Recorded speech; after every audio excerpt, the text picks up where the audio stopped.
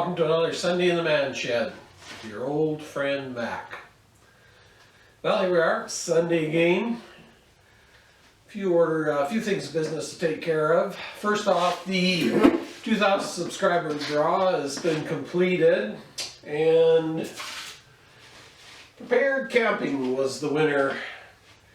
So I'm going to leave a link to his YouTube channel in the description on this video.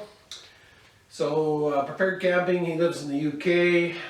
We emailed back and forth a little bit, and he decided that an Amazon gift card would be more suitable for him. So took care of that, and I think he's happy with that. And that concludes the draw. Actually, I didn't think that out too well in hindsight. So if I do one of those again, that's just what I'm going to have. I'll have an Amazon gift card. That way, pretty well no matter where you are in the world, you can receive it. I had a little bit of a problem with gift cards for somebody in the US because whatever, well, I don't know what the reason is. The US government is paranoid. They don't want anybody sending gift cards into the US in case they're using it to finance terrorist plots or whatever. But I think the Amazon ones are fairly international, so I think that might work out. So anyways, I'm not planning on doing another one soon, but if I get my 4,000 hours in a relatively short period of time, month or two, I might do one for that. I'm actually getting closer. I'm down to around 600 hours I need now. And I've been clicking the hours off at a fairly steady pace, so pretty confident within a couple of months I'll have it. But if anybody's bored and wants to help me out, if you run my playlist, that definitely helps rack the hours up. So I think what I'm going to do, I'm going to try and get the 4K on watched hours, and then I'll start doing live streams. A lot of people have recommended doing lives to top off your hour bank. It's probably a good idea, but I'm kind of stubborn, so I think I'll just try and get it on watch time for videos and then start doing lives after that. But who knows? Anyways, glad everybody entered that 2K draw. Again, that was just my way of showing my appreciation for all my subscribers, and again, good luck to the winner, Prepared Camping. So work took me down to the South Okanagan a couple of times last week. And I think I mentioned in past videos that there's a taco stand down there I like to frequent when I'm in that area. It's just a roadside trailer, and people's 2 or 3 women in there run it. They're from Mexico. They come up in the spring, and then they usually hang around till October. As soon as it starts to get a little bit cold, they're gone. They don't like the, they've informed me they don't like the cold weather here, so they go back to Mexico for the winter. So anyways, I was there Monday, and I think it was there Thursday or Friday, one of the two. And of course I overindulged on both occasions. I've been trying to limit myself to 2 tacos, which is plenty, but they're so darn good I like to have 3. So, and they're cheap too. So anyways, here's a little video of the taco stand and my taco feast. So I'm down here in Oliver, BC. It's a little community. We're only about 20 miles or so from the border from here. Every time I come down here, I stop here. This is the best tacos in Western Canada. This little taco stand, they show up here every spring, and they run it till about October, then they go back to Mexico. But the tacos are just fabulous here. And they're cheap. I think they're $3, $3.50 each. So this is going to be lunch for today. This is pretty handy if you buy your cannabis there and you get hungry right away. You can have a taco. So you've got your medical marijuana, and you've got your lunches right side by side. And there's another food store over there. Oh yeah, this is going to be good.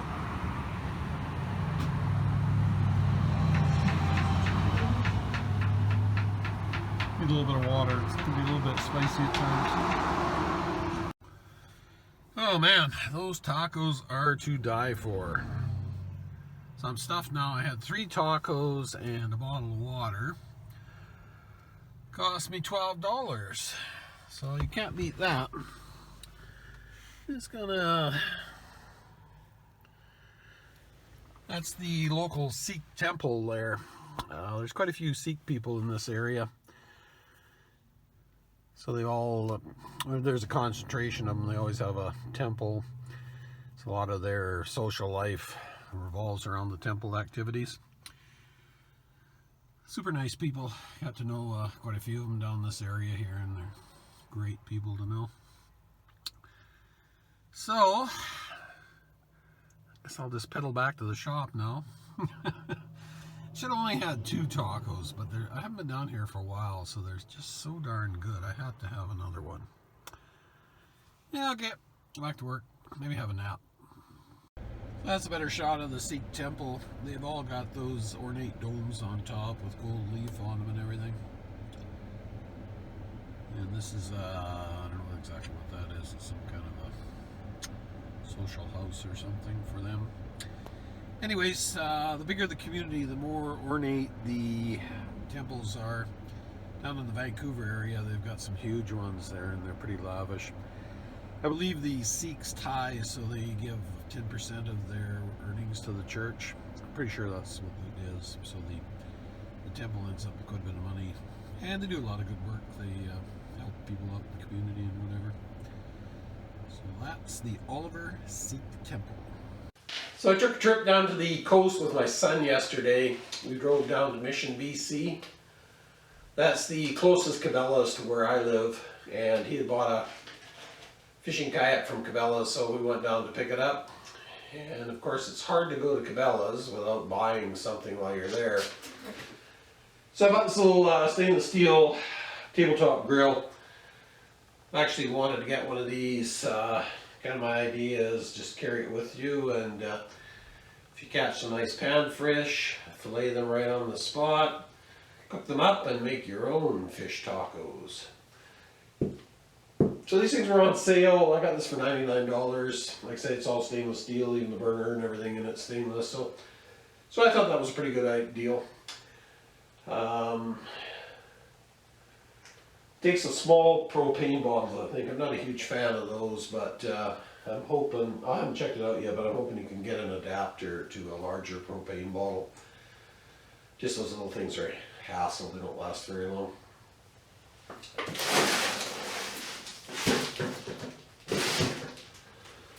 So to get down there, we have to go over a mountain pass called the Coquihalla Highway. If any of you guys have ever watched Highway Through Hell on TV, that's that towing show. So that's where it's filmed, up in that area.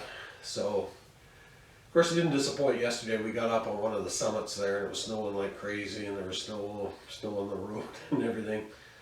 So that was a little unusual for the beginning of June. So a little video of that. June 7th, Coquihalla. Lots of snow.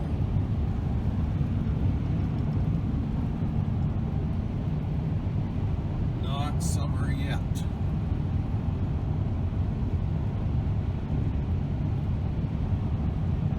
Oh, the smoke's getting worse up here.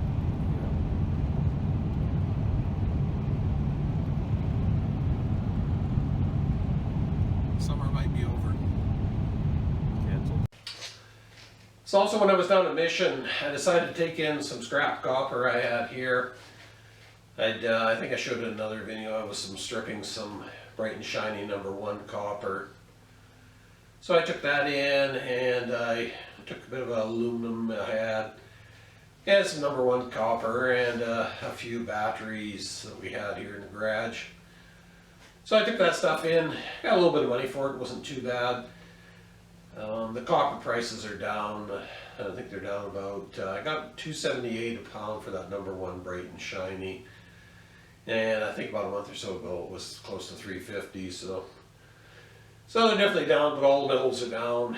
The guy at the yard was telling me that it's tariffs this way, tariffs that way, and China this way, China that way, who knows. And as though the commodity market's always been pretty volatile, so. if the base metals go down, it takes forever for the products to go down that they're manufactured out of. But if there's even a hint of them going up, then the price increases on the manufactured products are like instantaneous. So that's my take on it anyways. So while I was there, I just took a little shot of what that yard is paying for metals. I don't think they're not the highest paying yard down there probably, but it would have taken another 30-40 minutes to drive to a better yard. So we wanted to get back the same day, and we had about 6 hours of driving involved. So didn't want to waste too much time down there just to get another 10 cents a pound or something like that. So here's what that yard was paying for pretty well everything. So today we did some repairs on my younger son's car. He's got I think it's a 2004 Mazda 3. Or 2004, 2005, one of the two. We actually bought it for him when he graduated from high school. Obviously bought it used, but it's been a great little car. He used it to finish high school, and then when he was going to university, he used it for 4 years to commute. And now he's been working for the last year, and it's still going strong. They're great cars. The mechanical parts of them are good, but unfortunately the bodies are prone to rust. So even though that one's still got a few years left in the running gear, the body's slowly dying. So you can, if you get stopped in a vehicle inspection, if you got rust perforations that go all the way through, they can actually park your car for that. So my son's just going to run it till the body falls off. It may as well. It's not costing him anything. It's cheap to run. So what we did today is we changed the front rotors and the front disc brake pads on it.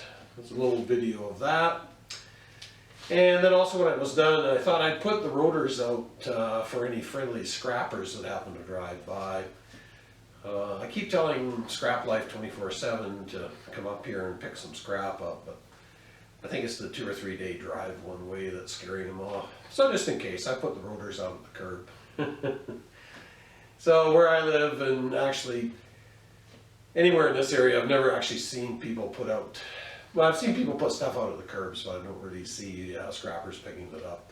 Just for the simple reason in this area, the yards don't pay anything for shredder. Even the prepared steel rotors, they pay so little for it that it's not worth it. If I was down the coast there, I'd save it up. Canadian Treasure Hunter, he takes that kind of stuff in quite a bit, and he actually gets not a bad deal for it. So for this, I'm just in the wrong geographic area for that kind of scrapping. But anyhow, here's a little video on the car repair. Oh wait. Yeah, that one's quite worn. Why is the front one? I've seen worse though. Yeah, I'm sure you have down there. I'm sure you have. Oh well, this is brake replacement, Mazda 3. Right, Ryan? New rotors and discs. Well, not discs. New rotors and pads.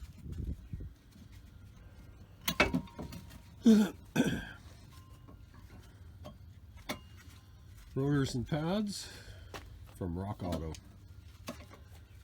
How much cheaper, Ryan, from Rock Auto? Tons. 40%? Yep. Okay. Okay, that's one side done. So we've also replaced the strut on this thing at an earlier time, as well as the front hub. Car's in good mechanical shape, but unfortunately the body is dying on it. Rusting out everywhere. Okay, this side's done too. If you've got one of these older Mazdas, this is a 2004.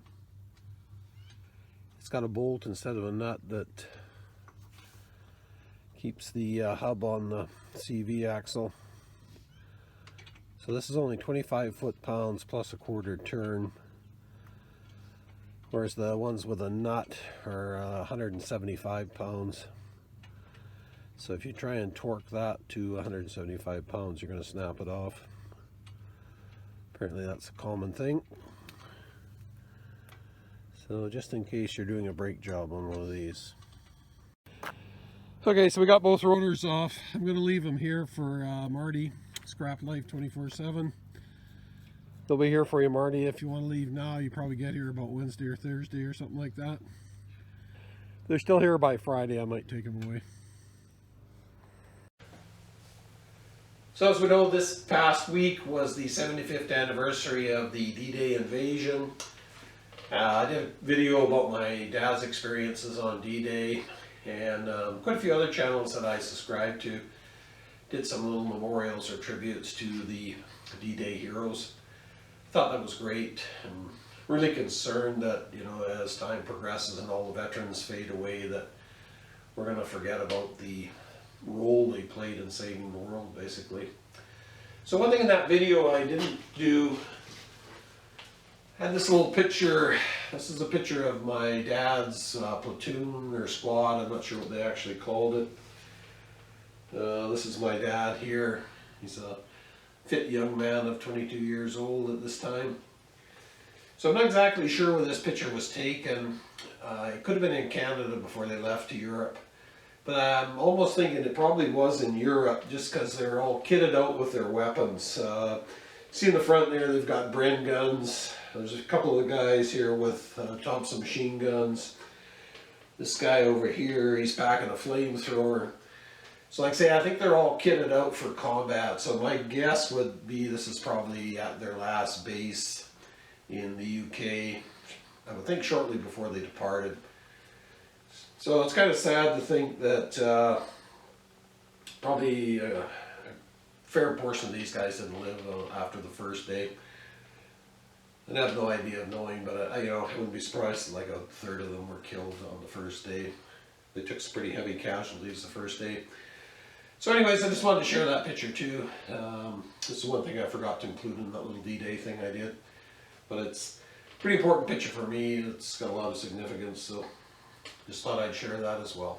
And of course, we all know what Sunday is. Well, Sunday is beer time.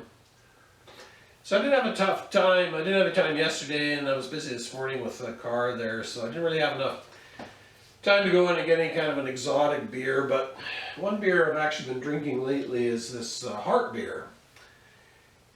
And the little beer and wine store that I stopped by on the way home from work and pick up a cold beer now and then, they've got it in their cooler. So I had it a few times. I haven't really looked at it. I just knew it was from the UK or something. But what tipped me off, this is the Guinness symbol. And this is actually a lager that's made by Guinness. They don't have much of a write-up on it. Guinness and Company, St. James Gate, Dublin, Ireland. Oh yeah, it's supported by Diageo. That's a huge liquor conglomerate. They actually own Canadian Club too, or sorry. I think they own Crown Royal. That's what they own. Well, they probably own Canadian Club too, I'm not sure. This is low on the ABV scale. It's only 5%, but it's darn good.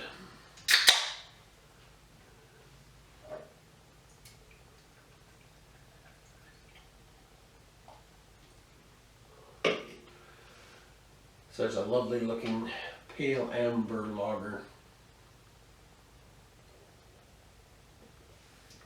It's just got a fabulous taste to it. This is a great drinking beer. So seeing as this is imported by Diageo, they import stuff all over. They import all kinds of stuff into North America, I should say. So I'm sure this is probably readily available anywhere in North America. I'm not sure how popular it is in the UK. If any UK people can let me know. This might be just an export beer, I'm not sure. But if you can't buy it locally, you're definitely missing out. It's a great beer. It's the type of beer that's good for sipping in the shed. And then you can contemplate all the projects that you could be doing if you weren't drinking beer. But don't want to confuse things too much. Just want to enjoy the beer.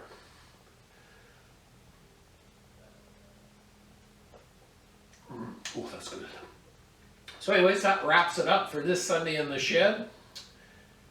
Hope everyone has a great coming week, and I will see you again next Sunday. And always, cheers.